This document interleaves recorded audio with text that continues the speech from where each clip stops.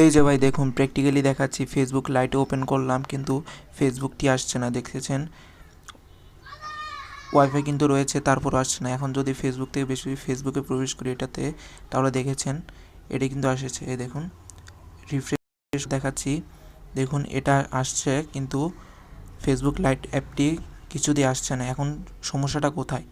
এটির সমস্যাটি আজকে সমাধান করে আপনাদের দেখাচ্ছি। আপনারা শুধু পুরো ভিডিওটি দেখতে থাকুন এবং চ্যানেলটি সাবস্ক্রাইব করে পাশে থাকবেন। আর ফেসবুক থেকে দেখলে ফেসবুকটি ফলো দিয়ে সাথে থাকবেন। সমস্যাটি সমাধান করার জন্য ফার্স্টে আপনারা কী করবেন, মোবাইলের সেটিংয়ে আসবেন। সেটিংয়ে আসার পর এখান থেকে যেখানে অল অ্যাপস রেখেছে সেখানে চলে আসবেন। আমি এখানে অল অ্যাপসে এখানে চলে আসলাম। এক এক ফোন অল অ্যাপস যেখানে রয়েছে সেখানে চলে আসবেন। আসার পর সার্চ বারে গিয়ে যে অ্যাপটির সমস্যা সে অ্যাপটি সার্চ করে নেবেন। আমাদের তো ফেসবুক লাইট অ্যাপটি চলে আসলাম। এখানে আসার পর এখান থেকে দেখুন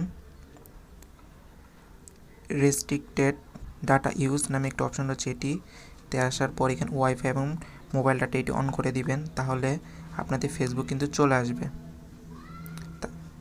তার সাথে একটু কয়েকটি টিপস আপনাদের শেয়ার করে জানাচ্ছি।